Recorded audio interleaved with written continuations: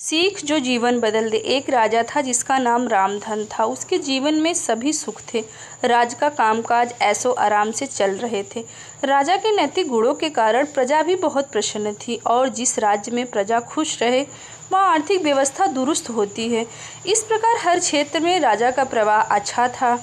इतने सुखों के बाद भी राजा दुखी रहता था क्योंकि उसके पास कोई संतान नहीं थी। यह गम राजा को अंदर ही सताता था। प्रजा को इस बात का बहुत दुख था।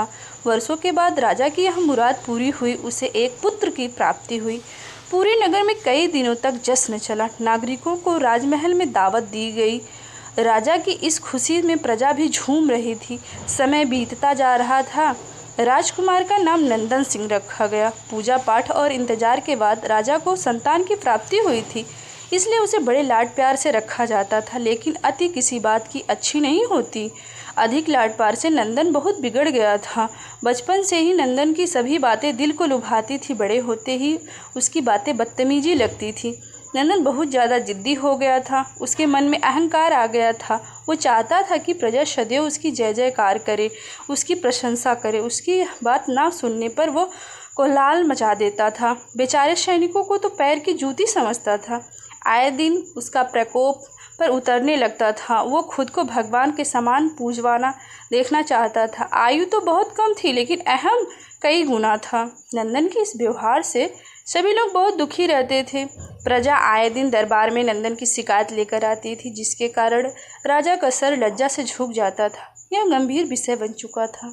एक दिन राजा ने सभी खास दरबारियों मंत्रियों को सभा में बुलाई और उसने अपने दिल की बात कही कि राजकुमार के इस व्यवहार से अत्यंत दुखी हूँ। राजकुमार के इस राज्य भविष्य के अगर उनका व्यवहार यही रहा तो राज्य में खुशहाली चंद दिनों में छिन जाएगी। दरबारी राजा को सांत्वना देते हैं और कहते हैं, आप हिम्मत रखें वरना प्रजा निसहाय हो जाएगी।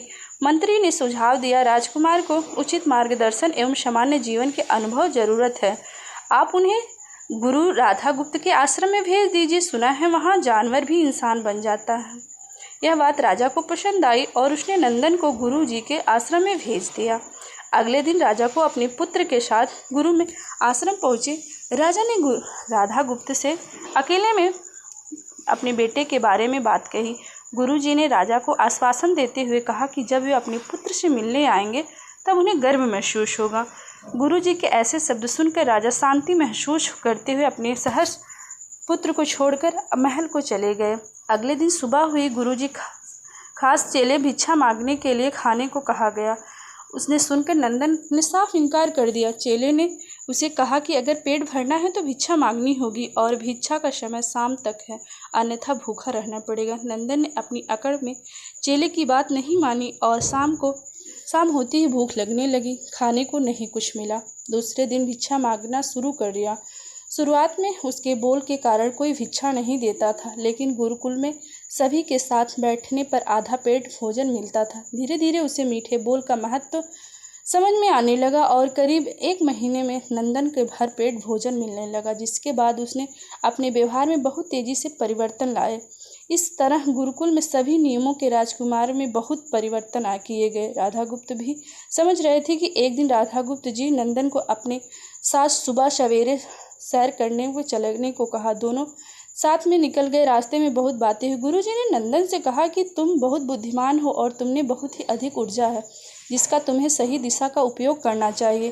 दोनों चलते चलते एक सुंदर बाग में पहुंच गए, जहां बहुत सुंदर फूल लगे थे, महक रहे थे। गुरुजी ने नंदन से बाग में पूजा के लिए गुलाब के तोड़ने के लिए कहा। नंदन झट से सुंदर गुलाब के फूल तोड़ लाए, अपने गुरुजी के सामने रख दिए।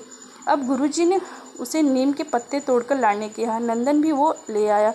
जब गुरुजी ने उसे एक गुलाब सूंघने के लिए कहा तो बताओ कैसा लगता है। नंदन ने गुलाब सूंघा और बहुत तारीफ की।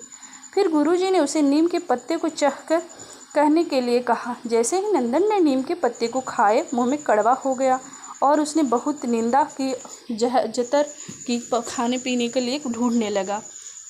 नंदन की यह दशा देखकर गुरुजी मुस्कुरा रहे थे। पानी पीने के बाद नंदन को राहत मिली। फिर उसने गुरुजी से हंसने का कारण पूछा।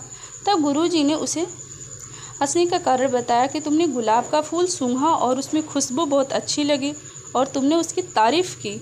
लेकिन जब तुमने नीम की पत्तियाँ खाई तो उसे कड़वी लगी और तुमने थूक दिया। उसकी निंदा भी की। गुरुजी से नंदन को समझाया कि तुम्हें अच्छा लगता है, उसी प्रकार से तारीफ़ करते हो, उसी प्रकार से प्रजा भी तुम्हारे गुणों की प्यासी है, तुम्हारी प्रशंसा करती है। अगर तुम उनके साथ दुर्व्यवहार करोगे, उनसे प्रशंसा की उम्मीद करोगे, तभी दिल में नहीं कर पाओगे। इस प्रकार जहाँ गुण होते हैं वहाँ प्रशंसा होती है। नंदन को सभी बात का विस्तार समझ में आ गया और वो अपने महल लौट गया। नंदन में बहुत परिवर्तन आया और वो बाद में एक सफल राजा बनता हुआ। कहानी से हमें यही सीख मिलती है कि गुरु ने कहा नंदन के जीवन बदल जाएगा। एक कुर्ग राजकुमार न्याय प्रिय दयालु राजा बन गया। इस कहानी से हमें यही सीख मिलती है, हमें गुण होने में, हमेशा पसंद करने में हमें अवगुणी नहीं बनना चाहिए, अपने आप को हमेशा सक्षम रखना चाहिए। Thank you for watching this video. Bye.